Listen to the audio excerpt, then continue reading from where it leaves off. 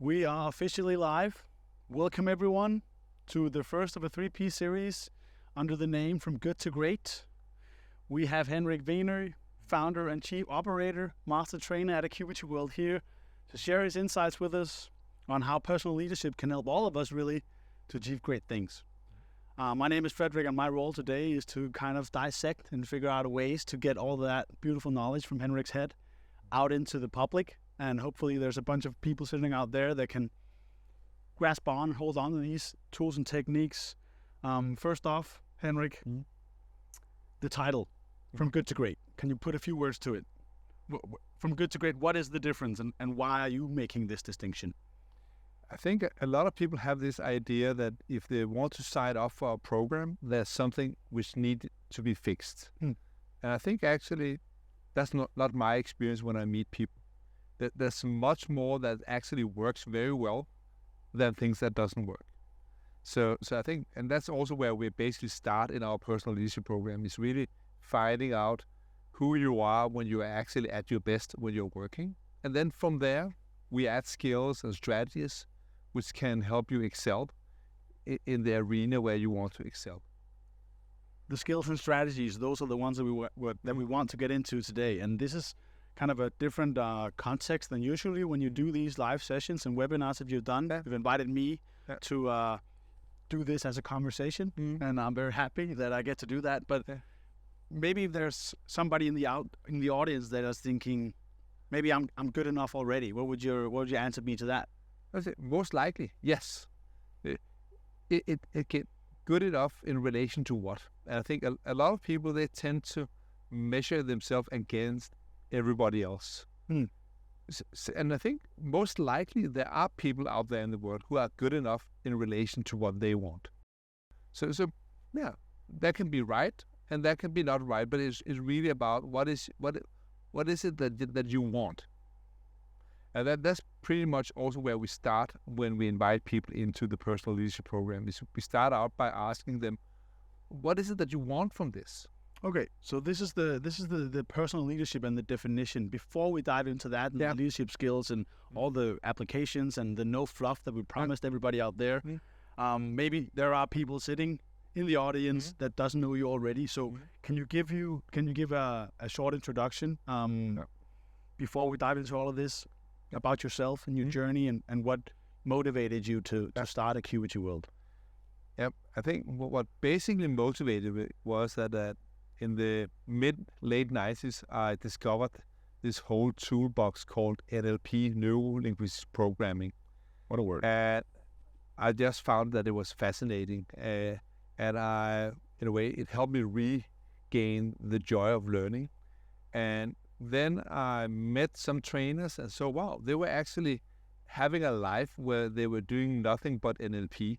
I said, well, maybe that could be something for me. So I think the reason why I started running these programs back in 2001 was that at that time I had already been in my own practitioner, in my own master program. I was a certified trainer from Richard Bandler in US and some other trainers as well. And I came to this realization, if I wanted to really, really be good, I could no longer just attend more trainings. I needed to start to actually train others to get to the next level. And that was my first motivation to actually begin doing these trainings. That's always the best way to learn things. If you have to convey that information to somebody else that needs to be able to grasp and hold on to it. Okay, well, that was a cool short introduction. If you want more of all of this and all the stories that Henrik got in store, then we actually did a three-piece podcast series as well called the True Intent Podcast, where you can hear much about the stories about that. But the topics for today is leadership skills on a generalized perspective, to discover what leadership skills are essential for success in sales and leadership especially, and then some real-world application where you can go home and get a sense of what these leadership principles can do for you in your daily work to achieve better outcomes, basically. And then we're going to dive into the personal leadership program, which is the program that you've been teaching for almost 3 decades now. And it's really honed in the skills that you were just telling us about. So, to kick things off, leadership skills. How would you define leadership?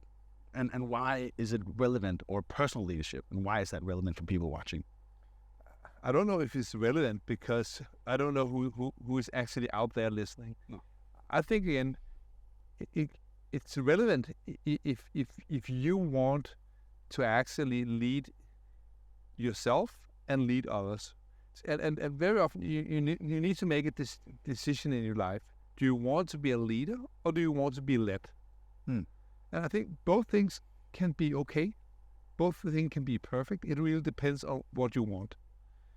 For me, again, the idea that somebody else should lead me doesn't resonate so well with me as being in a position where I can lead myself and lead others. I think maybe that's why I'm doing what I'm doing. But I have met a lot of people who are totally okay being led. But there's also a lot of people that often complains about not having the best leadership, and because I don't mind being led as long as I'm have a feeling that I'm being led in the right direction. How would you define good leadership? Wow. For me, it depends on which context you look at. In the context of a huge world, we are active in business. And I think I would say that good leadership is about really helping people perform at a higher level than they can do without you as a leader. Okay. Well, so because again, otherwise there's nothing to pay you as a leader, if you say so. So it's in a way you are there to help people to really, in a way, excel, do more than they could do if you were not there. And some people they hear that as a very provocative statement. That's not how I mean it. I mean it really that if you really want to be a leader of value, you are a person who can help people do what they truly want to do but couldn't do themselves. Okay, so if we take leadership from that a very broad context, and then we put that into the context that is the topic of today for sales leaders and professionals within business, how do you believe that these leadership skills specifically translate into the success in the sales roles? And can you maybe share examples of where strong leadership made a significant impact? Wow, that's a very big yes, and yes. I think we see that every day, and we also see the opposite. But I would like to take a step back because I think when I look at very strong leaders, for me again, I see that they have three things in place for them. They first and foremost have some technical skills. They know something about what they're doing, of course, and then they have strong business acumen.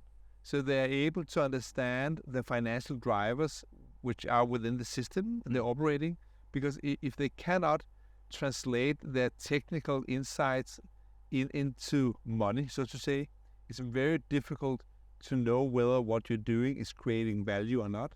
And then finally, good leaders also have very strong personal and social skills. They understand how to lead themselves and others. And so for me again, I think having all these three things is what makes a good leader. What we focus on in our personal leadership program is mostly the third part. It's really to refine and add and improve the personal and social skills. And I think that's also why we can attract leaders from many different industries.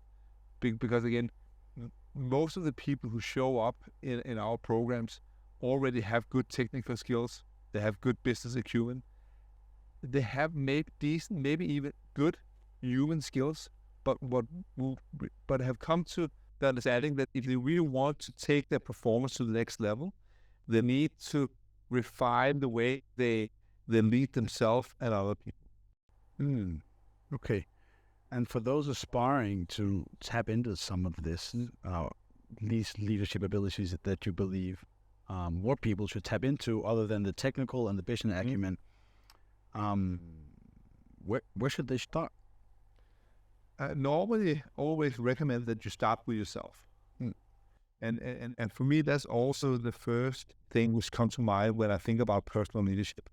It's really about having the capability of setting your own agenda, understanding your own intention, so that when you wake up in the morning, what you're focusing at is really what you want to focus at because you have decided that, not because some emails show up in your inbox or because somebody called you, because now you're being led. So I think, again, you need to have a clear idea about who you are, but also what you want to achieve. When that's in place, now in a way you have the right to start to influence and lead other people. Okay. Helping them being who they are and doing what they want to do, so that they, together with you, can create the results all of you want. So figuring out what I want to do, is that a question I ask once in my life, and then I have it all covered, and then I just go, or how do you ask and answer this question?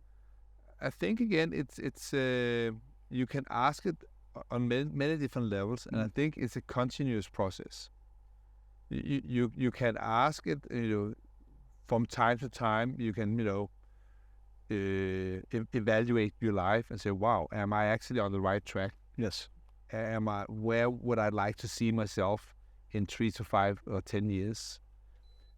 But again, also here, it's something which happens every day, because, we live in a dynamic world, and things happen. And in a way, you need to adjust, you see, every second, every minute, every hour, every day, every week, so that you're sure that you stay on track. It's like being out on the ocean, sailing on a boat. It's not enough that you just have set out the course and then sail, because, there are current, there are wind and things. So you need to take that into account. Sounds like a lot of work. Yeah. And then again, also, sometimes if you want to really master personal leadership, it's also about re-evaluating the outcomes you set out for yourself. Are they still important? Because sometimes, you learn things, you get to a position where it's the right thing to update your outcomes and then go in a different direction. That can happen. Okay. And in terms of making sure that you're answering this question, so we get up in the morning, we figure out, what do I want to do? Yeah. What if that doesn't resonate with the reality you're in, or how do we make sure that you are answering that questions on the basis of what actually is important for you and not other people's expectations? And again, it's a simple question to ask. It's not so simple to answer, because it's really, to be able to do that, you need to be able to ask that question from the right starting point. Yes.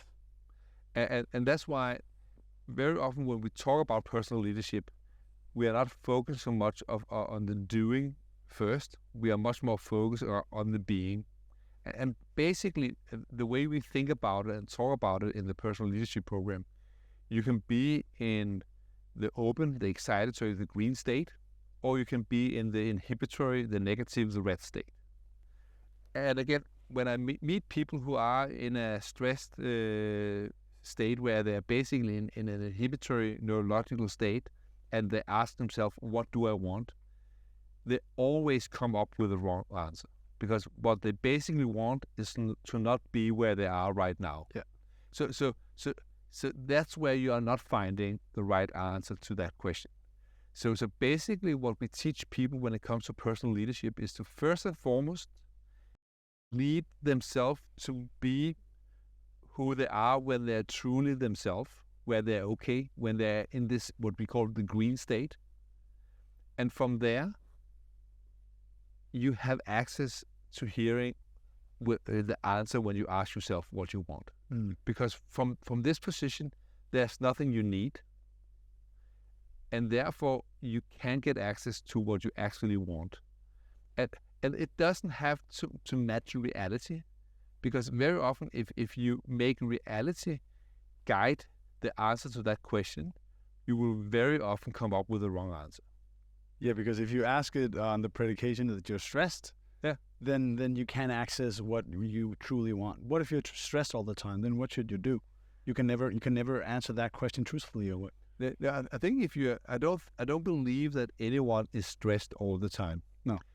But again, for people who find themselves being stressed, yes, it's important to be able to recognize that from this starting point, I cannot get to high quality answers. So instead of looking for answers when you're feeling stressed, let's start out by doing something which brings you into an emotional state where you're actually okay. And there's different techniques, there's different tools of how to do that. You're just watching your favorite show, or what should you do to get into the green? That could be, or it could also simply just be have a walk, or it could be to know how to basically impact your own system. This is where we are starting on the personal leadership program, is to basically teach people to be okay for no good reason. And when you know how to do that, then you can start to set goal and decide where to go next. Because from that position, you can set the right direction. What happens in most coaching programs, in most leadership programs, people think they are there to have fixes for their problems. And that just keep people in the wrong loop again and again and again. Because if you ask yourself from a problem what you want, you will always come up with the wrong answer. And I think this is how most people live their life. Oh, this is wrong. What should I do? I should fix it. But if you define an outcome from a problem, you will always go back to status quo. You will never move on. And for me, that's one of the core ideas in what we're doing when it comes to personal leadership, is to really show people that you're okay. That you don't have to be anybody else than who you are right now. So relax, goddammit. And because from this starting point, you get access to actually understanding what you truly want, and then you can start to think about, consider what to do to achieve that. And now you will start to have this sense that you're actually alive and doing something meaningful. And that's basically what we teach leaders to do for themselves, so that they can do the same for their employees, their colleagues. Nice. So for those out there aspiring to strengthen their leadership ability, are there any particular skills that you believe are more foundational than others, if we should go into practicals? Again, in our personal leadership program, we focus on 4 different topics. We focus on what we call personal leadership, this capability of actually being able to be okay for no good reason. Then there's communication, and we call it personal communication because it's both the way you're communicating with yourself, but also the way you are able to communicate with the people around you. So that's important. Then there's personal coaching. And again, for me, I see it both ways. It's both the capability of coaching yourself and coaching other people to create higher performance. And then finally, personal influence or personal sales, the capability of interacting with others in a way where they want to actually do things with you because they want to do it. I think when you have these 4 elements, which is basically also the headline for each of the 4 modules in PLP1, then I think you have a really good, solid foundation for doing personal leadership, not only for yourself, but also for your team and your colleagues. Okay, so these are the 4 elements that you need to train and understand in order to lead yourself and others. Can you give us, you've done this for 30 plus years, can you give us some examples of how you've applied these principles to achieve better outcomes? Oh yeah, first and foremost, if we go into the personal leadership, you can say that there are different techniques and tools we apply from the NLP toolbox. There's some examples of how to, there's tools which can basically teach you how to lead the way you're thinking so that it actually leads to the behavior you want. So it's not enough to think the right way. It's not enough to think the right thing if you not think them the right way. And then you say, whoa, what do you mean by that? For instance, if you envision that there's something you would like to obtain, and you see this as a very small black and white picture, maybe it doesn't look as attractive as it needs to be for you to actually do what you have to do to get it. So maybe if you become aware and maybe change that picture to a bigger picture in full color, maybe even in as a movie. This is a visualization exercise. Yes, but where you understand not only what to visualize, but also how to visualize it. So it actually draw you in, so that it starts to actually impact what you're doing. So I think people, they can think the right thing, but if they don't think it the right way, they don't get the outcomes they want. And I see that every day. So that's some of the things we teach people, is to become aware, not only of what they're thinking, but also how they think it, so that you can actually start to practice thinking in a more effective way. I'm come to think about belief. How does belief fit into this? Because when you visualize the small box of the desired future, it spoke to me as like maybe we see it as a very small box because we don't actually believe that we can achieve it. I think that's the effect it have, that having the small, black and white picture doesn't create a solid belief that is important or that is actually desirable. Whereas if it's a bigger picture, full color, maybe even in motion, it creates a stronger pull, which you translate into, wow, I can do it. And therefore you will start to actually do it. You did like this, a stronger pull, it was almost within your body being pulled to it. Yeah. So can you tell a little bit more about the emotional charge that is behind this, and maybe if we can touch a bit upon it, like the neurological explanations of the distinction that you make in the way that you teach leadership and coaching? I think for me, everything starts in the body. If you cannot feel the pull, it's not there. If it's only in your head, nothing happens. So I think, what we cover in the personal leadership program is to really bring into awareness what for most people is totally unconscious, out of awareness.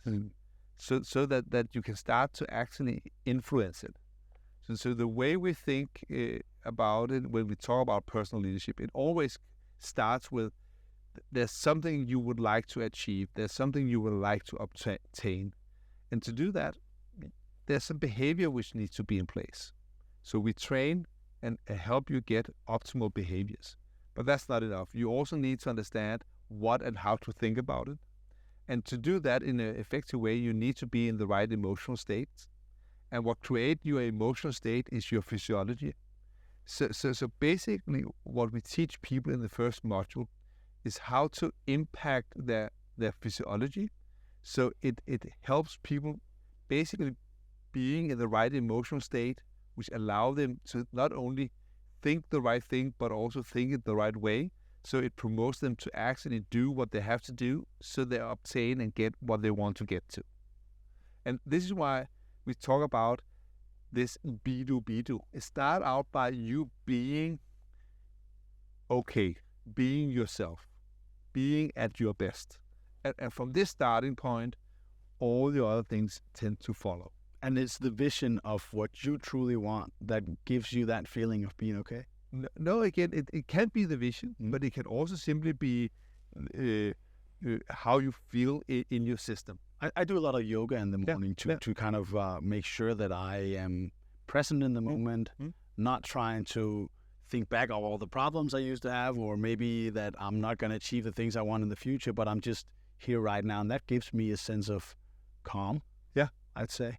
I think from this position, I think it would be really useful to think back on all the good things you have achieved, so that can project a future which actually is worth living. So it's okay to look back as long as you don't look back on the stuff that didn't work. You can do whatever you want.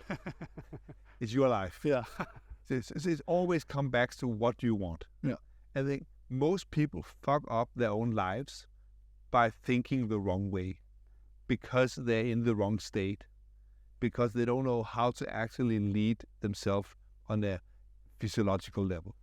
So again, for us, personal leadership always starts in the body, because that's the way you create the right emotional state. When you have the right emotional state, now you can think in a more productive way. And that tends to lead to better actions, which again lead to higher quality outcomes. So most people are not in control of what they're thinking and how they're thinking because they're not in control of their emotional state, because they don't know how to lead themselves on a physiological state. So all of these things is something you need to really master if you want to be a leader. If you cannot do this, it would be irresponsible to take up a leadership position, because you have an enormous impact on other people's life. And if you mentally fuck up yourself, how do you believe that you can lead other people to achieve something useful? So there's a lot of leaders out there in the world who should never have been, or who should not have been a leader yet, because they become leaders for the wrong reason. Yeah. They become leaders because they don't feel that they are okay. They don't feel that they are sufficient. But they have this idea that if I become a leader, then I'm okay. But that seldom happens. They are basically no longer just fucking up themselves, but also the people around them. And I think this is why, that's why I think a lot of people work for leaders who are basically not bringing value to the table. And our ambition with the personal leadership program is really to help leaders come to a position where they can create real value for their team members, so that they can go and create values for their customers or their colleagues. Sounds like you need a lot of interpersonal skills here. You need to have interpersonal skills. So you need to understand how to manage and lead yourself, and you need interpersonal skills, because otherwise it's very difficult in the world we are living in today to create value all by yourself. You need to understand how to interact with people, because everything. I think I saw an example of a person showing an old-fashioned pencil and said, nobody in the world can actually make a product like this, because you need somebody to run the forest, because you need the wood. Then there's the thing inside, the paint and everything, the iron which hold the rubber at the end. It's a very complex product. Hundreds of people need to go into the process of making that pencil. And that can only happen if you understand how to interact with other people. So it seems like you need a lot of information to be able to lead. How do you gain that information? Like knowing each and every individual, making sure that you can talk to them in the right way, figure out what they want, and continuously help them move towards that goal. There, I think we introduce a very simple framework, because otherwise I think it would become too overwhelming. And it's basically a 4-step model. Yeah. Where we say, so whenever you want to lead yourself, or whenever you want to have an impact for your team and the people around you, or before you do this, maybe okay, what is the purpose of the dialogue we're having? You need to have that in place. Set a frame. So, are we discussing how to develop this new product? Are we discussing how we can help this client, or are we discussing about what kind of Christmas dinner should we have this year? An agenda for the meeting. You need to have a frame in place. When that's in place, then you ask the first question. That's basically what's working. So what's already in place in relation to this? And by asking this first question, you basically understand what you don't have to fix, but what's already in place. And it does several different things. First and foremost, it creates this sense that, wow, we don't have a problem. Things are working. And it helps people to relax and get out of this red state and get into the green state, where they emotionally and mentally function better. And when we understand this, we also understand, again, what we don't have to spend more time at, because it's already okay. Then we move on to the next step, which is really about asking, what do we want? And why do we want that? And how would we know that we have actually achieved it? And when do we want to achieve it? So that you know what you are aiming for, but also understanding how you know you have achieved it. We talk about this as building a future memory. And then we take the information from that future position and use that to discuss this third step, which is really about what needs to happen to make this happen. And who needs to do what so that we can believe with some confidence that we actually achieve what we want. Because now the different actions which are being defined from the desired state. So in a way, it helps people focus on what's actually necessary to focus on and not everything. And when you have agreed on this, now you can go to step 4, which is basically about where do we start? What is the first thing we need to do so that this movement can be put into place? And when you do that, you tend to create really good meetings and interaction with other people. Because if every time you interact with yourself, know where you are, know where you want to go, know how you want to get there and where to start. If you have the same thing when you interact with your team, when you have the same thing when you interact with your customer, then you will set up systems with less friction and with more movement. And that's basically what we teach people in our personal leadership program. But to do this well, you need to understand how to interact with each individual because people are different. So to ask this question, what's already working?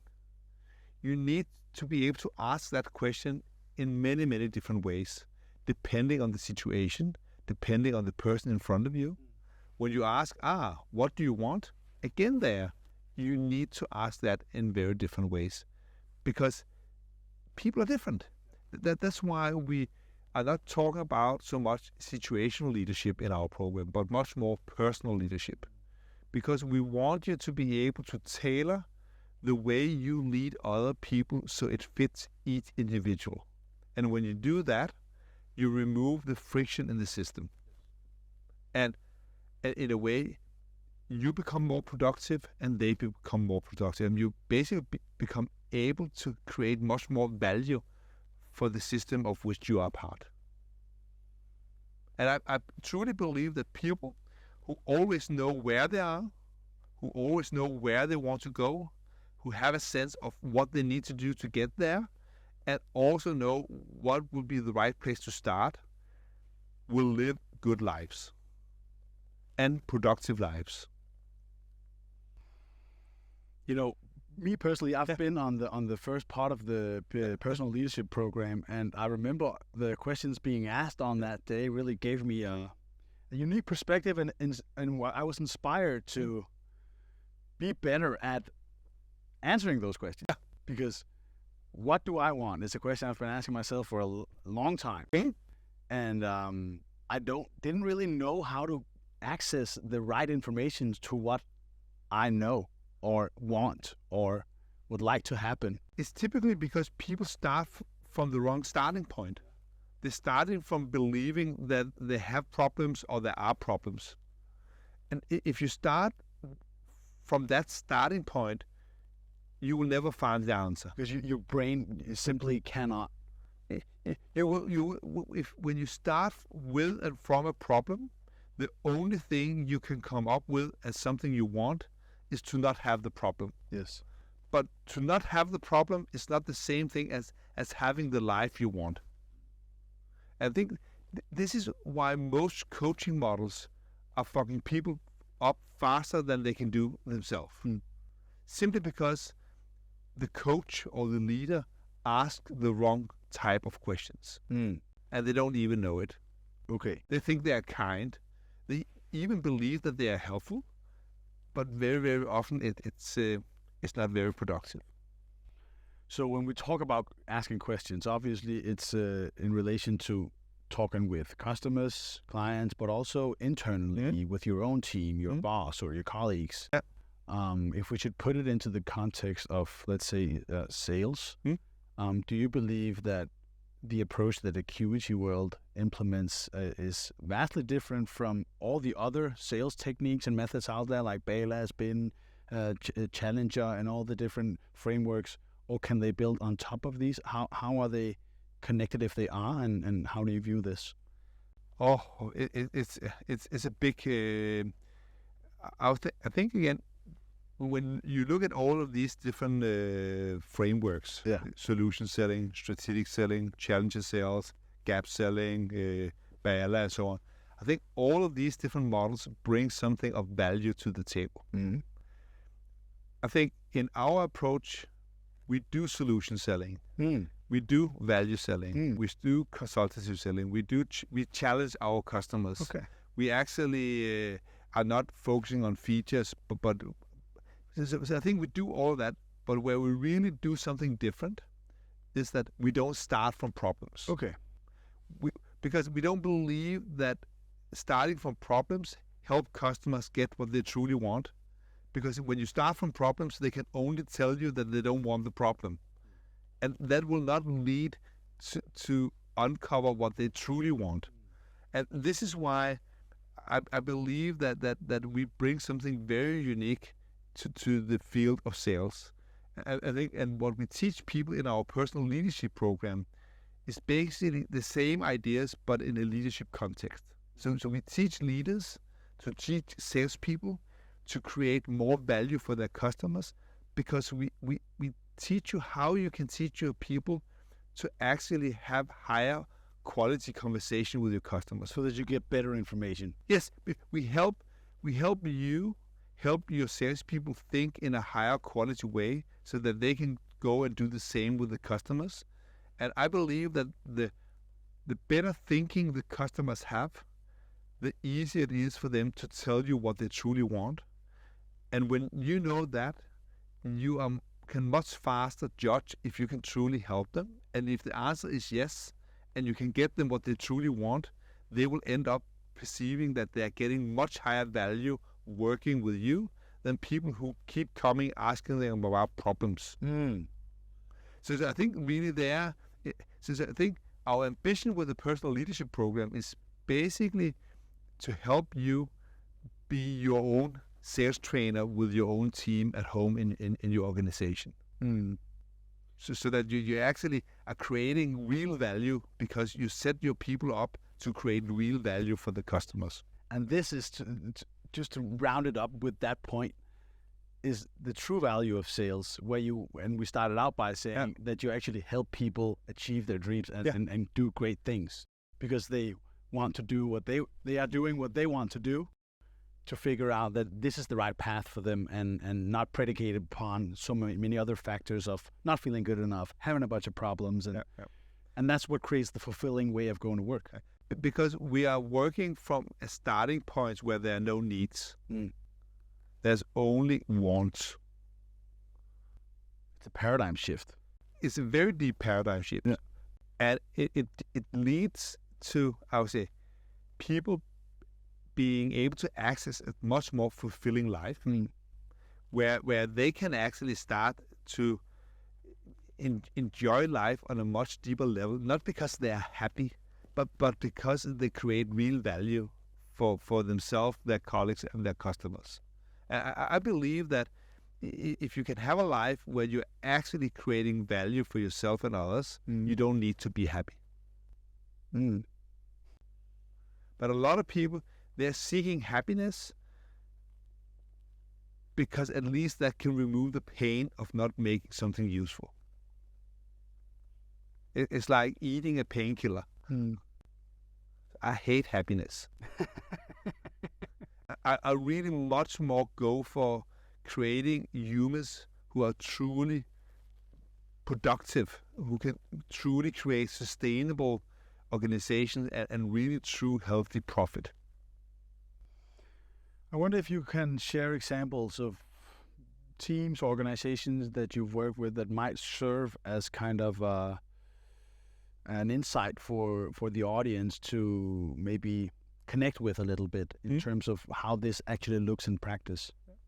I think we have been working with many companies within healthcare, companies producing equipment for doctors. We have worked a lot with people who work within the field of pathology, and very often when we start out asking the people we are training in those organizations, why are you actually working in this organization? Very quickly they realize that, wow, I think if I do a good job, there will be a pathologist in Norway who can actually help his patient more effectively. So I'm actually helping my customer, helping the patient surviving or living the life they want. So you actually help them to connect to the company vision or mission more than it's just words on the wall, but a feeling of why they do it. We makes it personal. Yeah.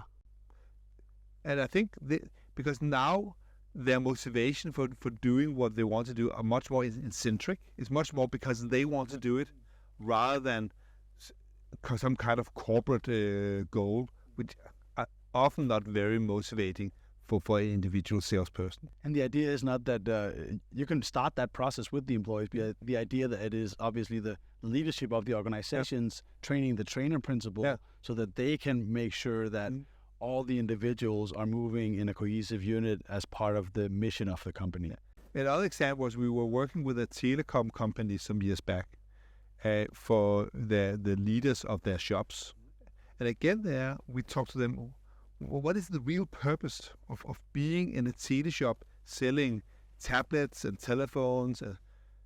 And at first they were thinking about, whoa, it's nice, the technical gadget. But what they realized when we took it a step further was that they realized that, wow, we are actually helping people living a more fulfilling virtual life. Because a lot of people today are connected to relatives, to grandkids, via their iPads or their iPhones, and if it's not really working for them, they lose contact. But if they can help this person really get the right tools so that they can connect with the people they love and like, you're actually creating value on a much deeper level. And it also have an impact on what question you ask, because when a person come into your tele shop, you don't ask them, what phone do you want? You ask them, what kind of life do you want to live? Who would you like to be communicating with, and when and how? You understand? And suddenly, it's a way. It's a much more fulfilling life to be a salesperson in a tele shop than just pushing this model or that model. Pushing products, as we started bouncing. The same thing is we have been working with a global hearing aid provider. Same thing. Again, a lot of people are actually not having hearing aid because they don't like the idea. But I think, again, an audiologist who really do their job well can help people reconnect to life. Because if you cannot hear, you cannot interact. And if you cannot interact with the people around you, you get really lonely. And that's seldom the recipe for a good life. So I think the client we most like to work with and help are companies who have products that create real value for their customers. That's also why there's company out there which we would never help selling their products, because basically their products are shit. They are not creating real value. And so again, I think our tools and our methods are so powerful that it takes some responsibility for people like us to decide who to train and not to train. With great powers comes great responsibility, right? So if you have shitty products that basically is not good for customers, then stay away. Yeah. If you have something which actually create value and you would like to help more, we can help you do that. That's basically our mission. That's perfect, because we only have 5 minutes left. Okay. So I hope that that gives a general overview, basically. But I also want to say that, for me at least, you're very inspiring in the words that come out of your mouth. But also I've seen it more up close, and what it takes to actually learn and implement these insights into your own life. And a lot of people, they want quick fixes. And if you go for quick fixes, then you might stay in the problem-solving mode. But if you want to create real lasting change, you need to, and want to invest a little bit more. But I guess also the benefits that you reap will be much more beneficial. And that reminds me of the book right there, The Positive Activist. If you want to put a few words into that before we round off, because that is a perspective that I really like, that can change the way that we put our whole strategy of an organization together. Because a positive activist, if you want to put it to words to yourself, Henrik, what is the general distinction here? I think a positive activist is a customer that's so happy that they come back and bring their friends. And I think if you want an organization with more positive activists, also happy customers, the shortest way to get there is to make sure that the salespeople, the marketing people, the R&D people, the people in the organization are already positive activists on behalf of the organization they're working within. But to do that, it really demands a different kind of leadership. Because in a way, you need to understand how to lead people in a way where you set them free to do the right thing. And basically don't ask them to do what you could call bullshit jobs. And again, that's easier said than done. And I would say that it doesn't have to take that long. And for most people, it often takes some unlearning so that they can stop to do what's actually not producing value, so that they can start to do more of what actually produces value. Not just today or tomorrow, but also next month, next year. And I think what I would like to see more in business going forward is leadership teams who have the courage to not only think about the next quarter, but think about the next 5 years.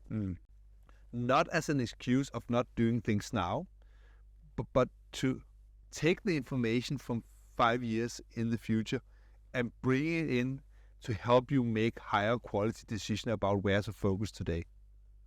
Sounds motivating.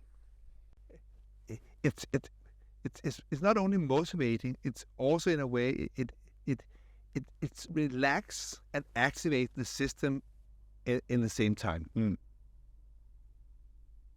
Okay, so we have 2 minutes left now, and want to wrap things up because we don't have any more time.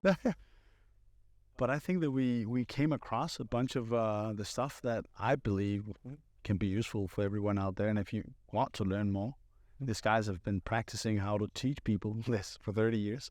And personally, I can say that he's very good at it. So what should people do from here on out, Henrik, if they want more of this stuff? I think again, they can go online. I think on our YouTube channels there are some small videos they can look at. They can buy our books, and then they can sign up for our trainings. We have some online virtual trainings on Zoom. Every month we have our personal leadership program. We start next time the 1st of October, and again in March. So again, reach out, send us an email or give us a call, whatever. Yeah. And then we will be more than happy to help you find out whether what we have is actually for you or not. Nice. Well, I'll wrap it up with that. On that note, get some more coffee maybe. Maybe you need some as well.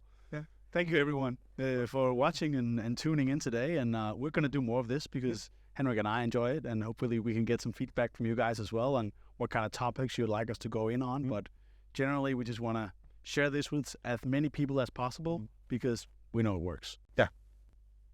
Perfect. So, thank you.